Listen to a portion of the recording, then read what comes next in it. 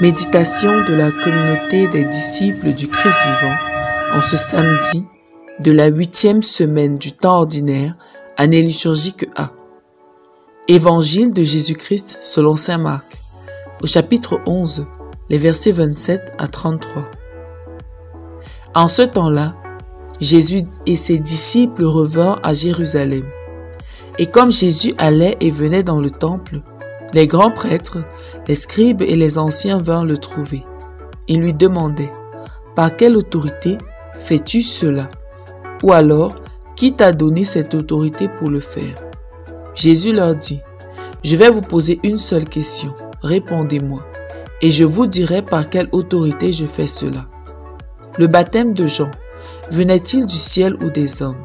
Répondez-moi. » Il se faisait entre eux ce raisonnement.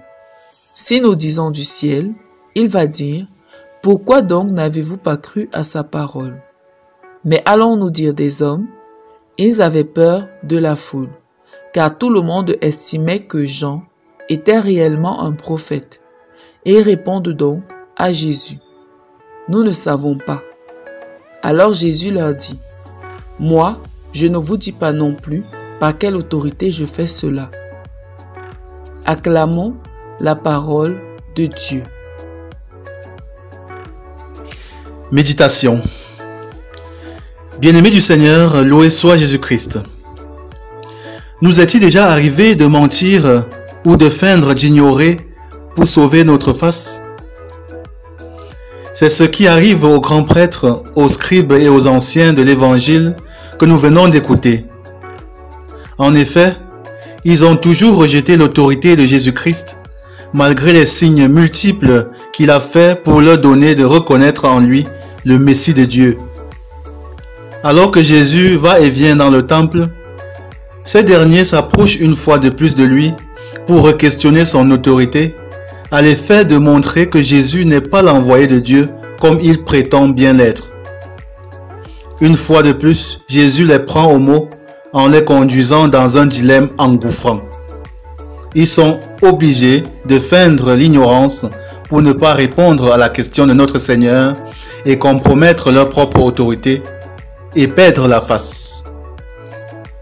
Ils n'ont jamais accepté Jean le Baptiste comme un prophète et ils ont peur de la foule qui le reconnaissait comme tel. Au lieu de se convertir, ils préfèrent s'enliser davantage dans l'ignorance qu'ils pensent simuler ici, alors qu'elle en est en réalité une.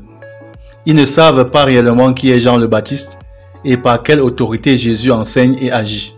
Le péché des grands prêtres, scribes et anciens, qui est aussi souvent le nôtre, est l'orgueil, un orgueil qui les pousse au mensonge et à l'hypocrisie.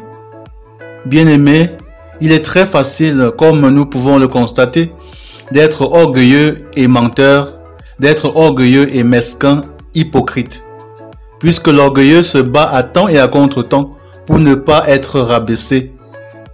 Et pour y parvenir, le mensonge et l'hypocrisie sont deux de ses voies et moyens.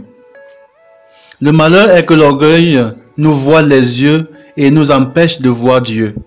Le Seigneur est en face des grands prêtres, scribes et anciens, mais leur orgueil les empêche de le voir et de le recevoir. Au lieu d'accueillir le Seigneur, ils cherchent plutôt à le défier. C'est là l'œuvre de l'orgueilleux. L'orgueilleux a les marques de son père, Satan. Il œuvre avec Satan pour défier Dieu. Alors, suis-je trop attaché à mon ego? Est-ce qu'il m'arrive de mentir, de cacher la vérité, tout simplement parce que cette vérité me ferait honte ou me rabaisserait si elle est sue? Suis-je capable de mentir pour sauver la face?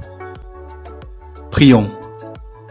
Dieu notre Père, donne-nous, nous t'en prions, une conscience droite, afin que dans l'humilité, nous sachions reconnaître et accueillir ton Fils Jésus-Christ comme notre Seigneur et notre Sauveur. Par le même Jésus-Christ qui vit et règne avec toi dans l'unité du Saint-Esprit, un seul Dieu pour les siècles des siècles. Amen. Intercession. Seigneur, nous te prions pour tous les chrétiens qui souffrent du mensonge et de l'hypocrisie dans leur relation avec toi.